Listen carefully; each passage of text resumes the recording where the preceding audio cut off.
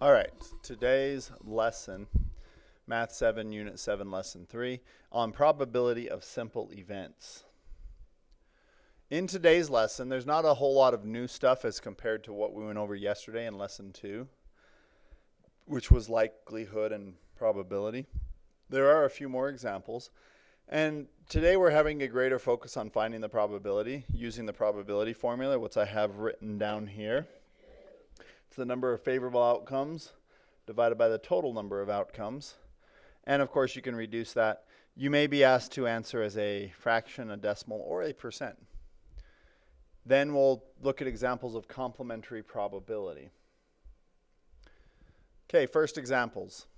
A set of cards numbered 1 through 24.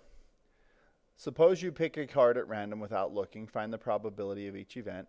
Write as a fraction in simplest form. Okay. So consider, maybe kind of down here, I'm going to make a what's in your mind type thing. We've got the numbers 1 through 24.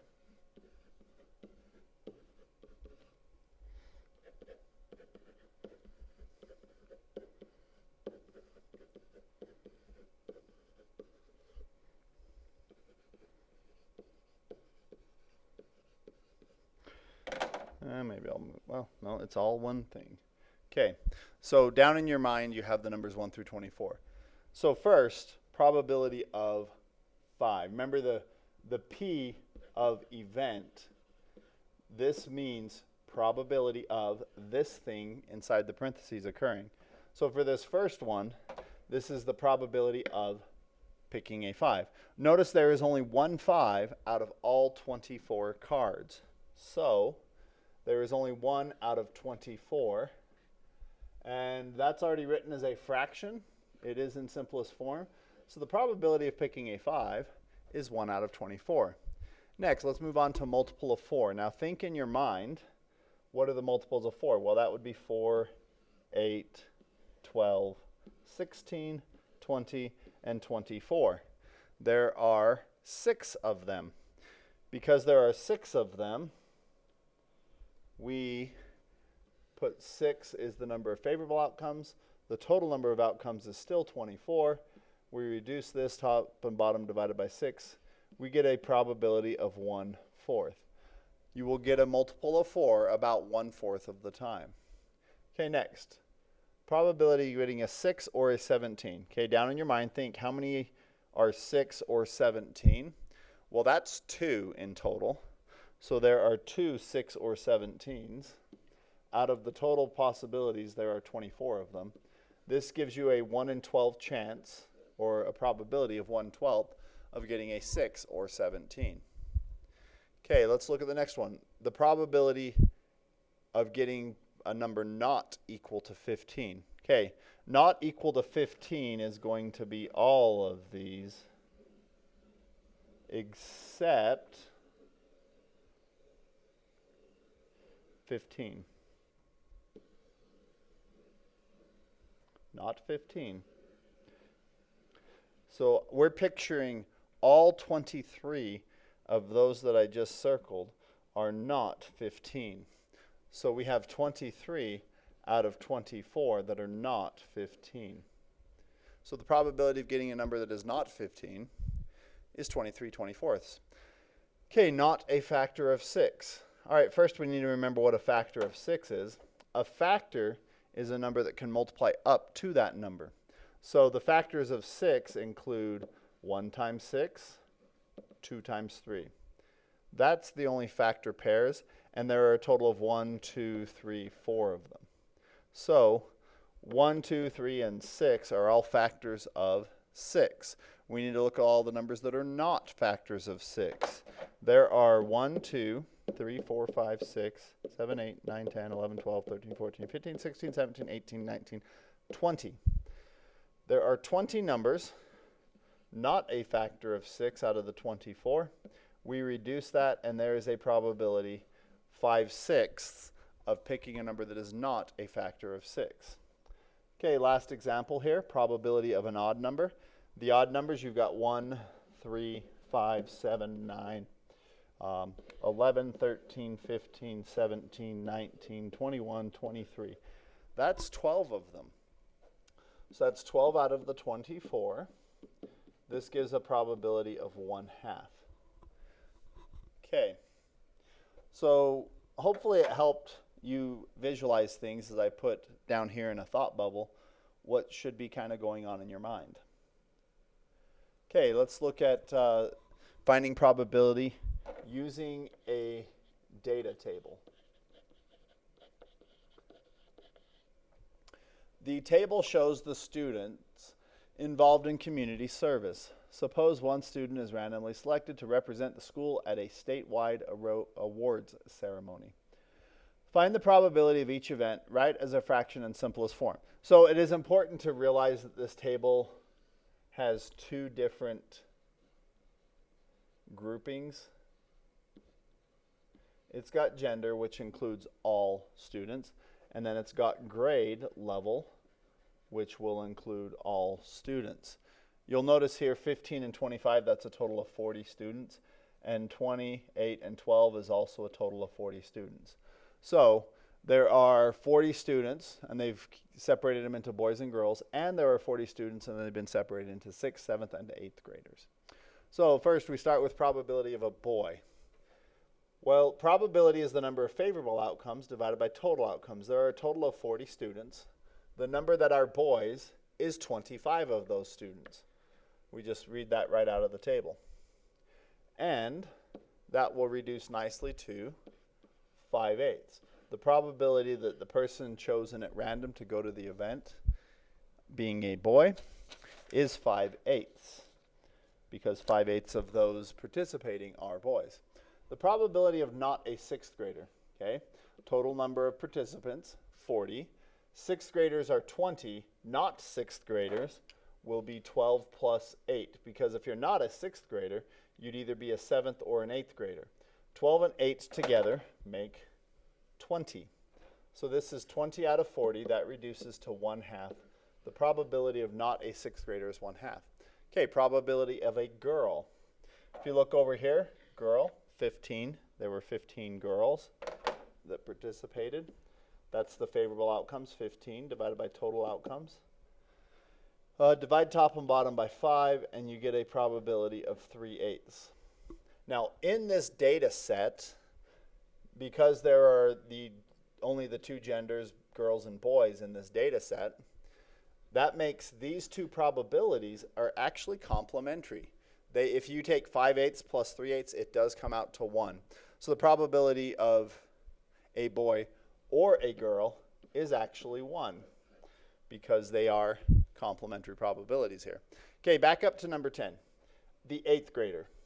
The probability of 8th graders, still you have 40 total, and the 8th graders, there are 12 of them. Divide top and bottom by 4. There's a 3/10 chance, 3/10 probability that an 8th grader gets chosen. Okay, a 6th or a 7th grader. I want you to notice that these two are actually complementary, because you're either an 8th grader or you'd be in the group of 6th or 7th grader. So these two will actually add up to 1, which means this is 7/10. But if we go ahead and figure it out the regular way, there are 40 total, and 6th or 7th would be 20 plus 8. That's 28 out of 40. If we divide top and bottom by 4, we do get 7/10, because these two probabilities are complementary. And complementary probabilities add up to 1. All right, 7th graders. There are 8 7th graders out of the 40. If I divide top and bottom by 8, I get a probability of 1/5. The probability of not being a 9th grader. Now, if you look at all three of these groupings, they are all not 9th graders. That's all 40 students out of 40, giving a probability that the person chosen not being a 9th grader is 1. Okay, remember that a complementary event is the event that is the opposite of another event. For example, the complement of choosing yellow is choosing not yellow. Complementary probabilities always add to 1. Now, I mentioned this on the previous page when we had the probability of 8th graders plus the probability of 7th or 6th because all of them were either 8th, or if they weren't 8th, they were 7th or 6th, those probabilities add to 1. Also on the last page, because there were only 2 genders in our data, the probability of boy and girl being added together was 1. Right here, that was 5/8 and 3/8. Okay, so this is in the notes. Not sure what page, probably somewhere around 100. Use the given probabilities to determine the probabilities of each complementary event. Example 722. The probability that it will snow on Wednesday is 35%. What's the probability that it will not snow? Okay. Because snowing and not snowing are complementary events, we can just take 100% and subtract the 35% to get 65%. There is a 65% chance that it will not snow. Okay, example 723. The probability of picking yellow is 70%. Determine the probability of not picking yellow. Because picking yellow and not picking yellow are complementary events, they will add up to 100%. 100% minus 70% is 30%. The probability of picking not picking yellow is 30%. Example 724. The probability of Nick completing his violin practice is 35%. What's the probability of Nick not completing his violin practice? All right. Nick completing and Nick not completing, these are complementary events. They add up to 100%, so we just do 100% minus 35%, and we get 65%. There is a 65% chance Nick will not complete his violin practice. Example 625. An experiment's outcomes include 4 mutually exclusive events. Mutually exclusive I haven't talked about, but it comes up in a later lesson. Mutually exclusive events are events that mutually, together, are exclusive. They do not have any overlap. Complementary events do have to be mutually exclusive, having no overlap. For example, the one on the previous page being an 8th grader and the other set was 6th or 7th graders. Those are mutually exclusive because you don't have anyone or any data that overlaps into both groups. So these are mutually exclusive events. They're all complementary. They don't make a complementary pair. It's a complementary group. So the probability of the first 3 events are 5%, 18%, and 63%. What's the probability of the 4th event?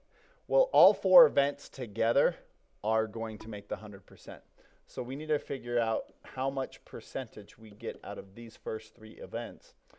And it appears that we're getting 86%. So there are 14% remaining to make it all the way up to 100 because they are 4 mutually exclusive events. So they will add up to 100%, and they make a complementary foursome. Okay, I'm going to give you a few hints on the assignment. I decided to start giving hints. Number 1, a stack of cards is numbered 1, 2 through 30. You shuffle the cards and pick 1 card from the stack, determine the probability of each event. You might look back towards the beginning of the video. I went over several of them like this. It's just this time there are 30 cards instead of 24. I refer you to that earlier part of the video. Number 2, there are 8 red, 5 blue, 11 green, and 1 yellow marble in a bag.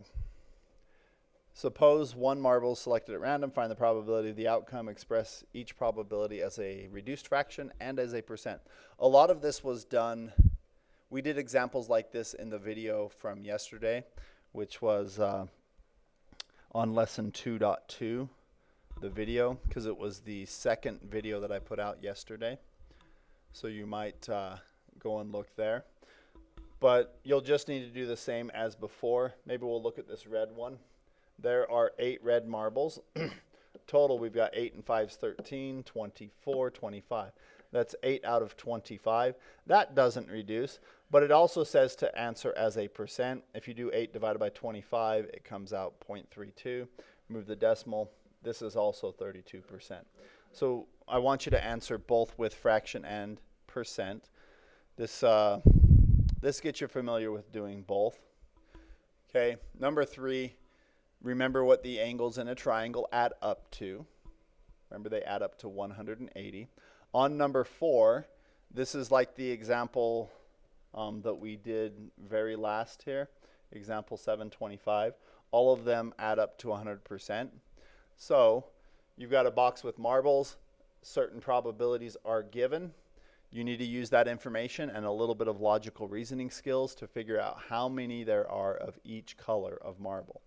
There are only red, yellow, black, green, and purple.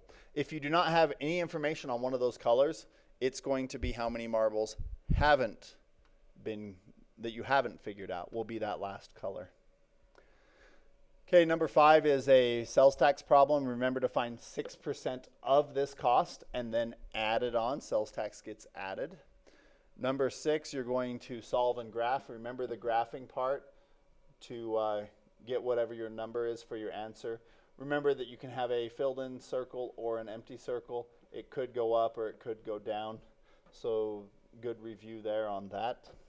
Number 7, this one is an expected outcome problem, but you do have to realize that the probability given to you is for picking a yellow token. You need to not pick a yellow token. So you need to find the complement of this. Remember, that would be 100% minus it. And use that in the expected outcome formula. Remember, that's the probability of the event, which in this case is not yellow, multiplied by the number of times it's done, 600. Okay, that's a huge hint there. Number 8 is just, you've got 5 problems here asking you to determine the probability of the complementary event. Look back previously in the notes. We went over several of these. If you do come up with questions off of the practice, please go ahead and ask in the comments section. If I get a lot of people asking about the same problem, I may end up doing a video where I go over that problem. So on Canvas, you can post comments in the discussion section when you have questions on different parts of the assignment. Another thing, assignments can be uploaded through Canvas. You just go into the assignment and there should be an upload option there, and you can take a picture with your phone and upload the video. Thank you for watching.